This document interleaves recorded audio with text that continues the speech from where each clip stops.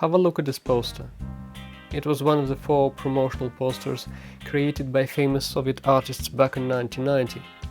Occasion was the official release of a certain American Western in the cinemas across the country.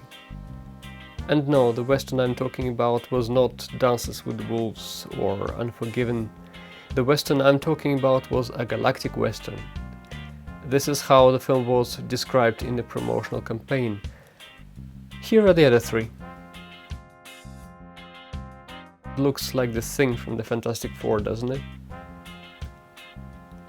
I have no idea what this is supposed to be.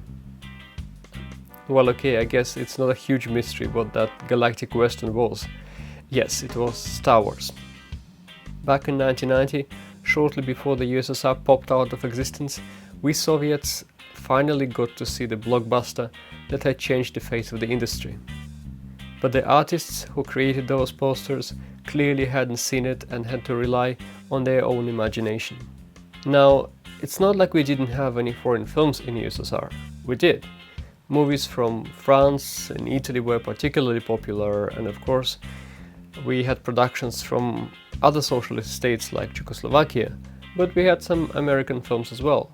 Not many. And of course, those films could not contain anything controversial or subversive, and they absolutely could not show the United States as a place where you would actually want to live. Still, films like Some Like It Hot, Cleopatra, or Gone with the Wind were hugely popular. But what about Star Wars? Star Wars didn't even play in our galaxy, let alone in the United States. So why weren't we allowed to see it? Well, true, it did not play in the US. Still, the Soviet authorities considered it problematic. When a few Soviet critics saw A New Hope, they thought it was a phantasmagorical and mentally deranged allegory on the fight of the 2 superpowers. And what's worse, they were firmly convinced that the evil empire was an allegory on, well, the USSR. One critic called the film a fascist manifesto and accused Lucas of war propaganda. Of course, when Reagan referred to the USSR as the empire of evil, that didn't exactly help. Whether he did so in reference to the movie, I don't know. But considering that he announced his Star Wars program that same year, in 1983, it's quite possible that his Empire of Evil quote really was in reference to the movies. So, until 1989, the only way for a Soviet citizen to see Star Wars was by means of pirated videotapes. Hardly anyone in the Soviet Union had a VCR at the time, but we did have something called video saloons. Video saloons were basically rooms with 2 or 3 TV sets and several rows of cheap, simple chairs. So it was basically like a cinema, but on a much smaller and much less legal scale. Of course, it was nothing that couldn't be fixed with a bribe. In such video saloons you could see new Hollywood releases that you absolutely would not find in the cinemas, like Rambo or The Terminator, or pretty much anything you were not supposed to see. And so this was how lots of people in the USSR saw Star Wars for the very first time.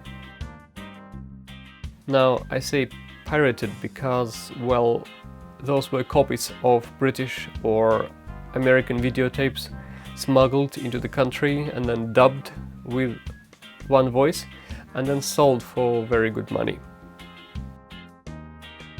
Then finally in 1989 a kids TV show called Zebra started airing The Empire Strikes Back, but only 3 minutes at a time. Why only 3 minutes? Well, apparently they asked Lucasfilm for permission and Lucasfilm said okay, but only 3 minutes at a time. But at least that was the first step in the right direction. By late 1992 I still hadn't seen any of the Star Wars films.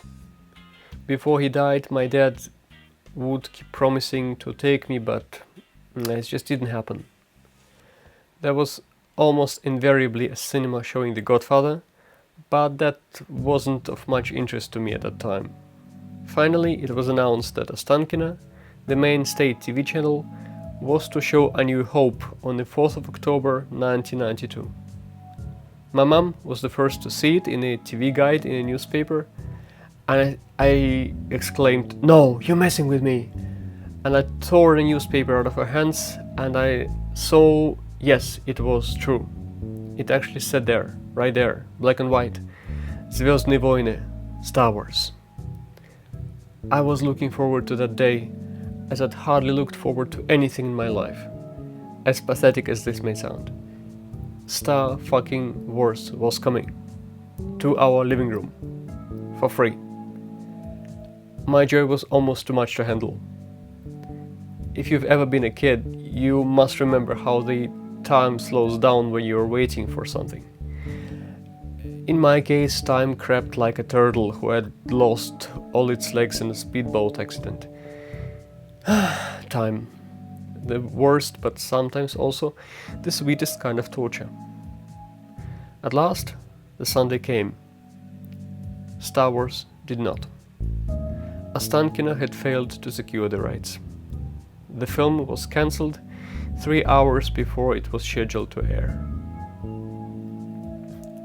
Just think of it as a huge chunk of morphine a patient had been looking forward to after a day of arduous physiotherapy, just to return to his ward and find a piece of unwashed cabbage on his pillow instead. Ostankino did try to compensate the audience for their pain. A New Hope was off the air, but Supergirl took its place. Yes, the one with Helen Slater. Everyone was hungry, so they just took the fucking cabbage. Because what else was there to be had?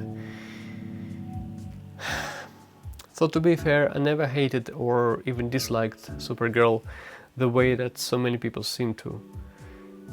I finally ended up seeing A New Hope at the cinema shortly afterwards. We had no money to throw around at the time. 1992 was the year after the Soviet Union had ceased to exist. The enterprises were privatized, no one was controlling the prices anymore, and so a terrible hyperinflation started, which destroyed everyone's savings. But Mom, seeing how upset I was, gave me the money for a ticket, and so I went and saw it with a neighbor from the same building. It was his first time as well. Since then, the film was redubbed many times over, but that particular dubbing is still hugely popular among fans, and you can still download it. I've put a link below, you can have a taste of what the dubbing was like. It was actual quality work. In future years, when American films were shown on TV, you could still hear the actors' voices underneath the Russian track. But back in the USSR, they still did their best when it came to dubbing movies. Of course, they would often heavily change the dialogues if those were somehow subversive or indecent. In extreme cases, up to 70% of the original dialogue could be altered in the Soviet Union. But that's a topic for another video. A bit later, I got the novelizations as well. At first, I only had the first one, A New Hope. Then my best friend gave me a copy of the entire trilogy. It was this one, a paperback edition. A New Hope and The Empire Strikes Back were proper novels, but weirdly The Return of the Jedi was only 35 pages long. So it did cover the entire story. I have no idea why.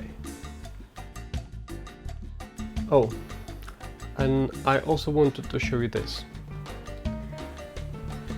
So this was a series of books that started coming out in the early 90s.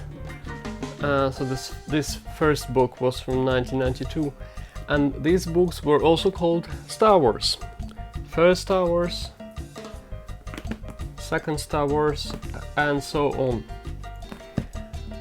Most of them had absolutely nothing to do with actual Star Wars.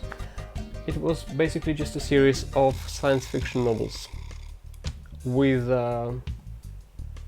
different fantasy artwork.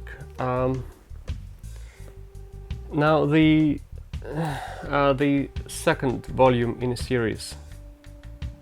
It actually was the Star Wars trilogy, based on George Lucas films. The images here in the book, they're quite interesting.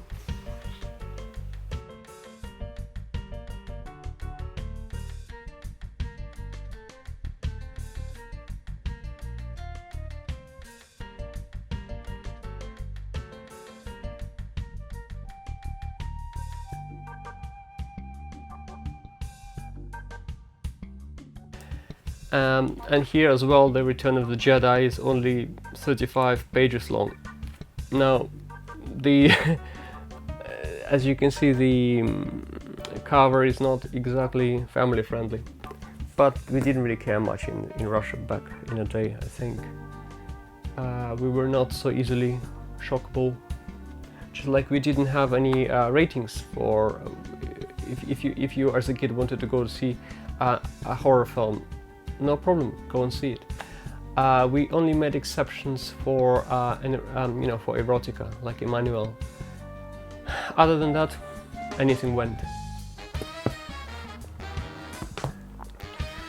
So in the 5th volume of the series, there is a novella called The Star Patrol, if you translate it literally back from Russian, by James Blish.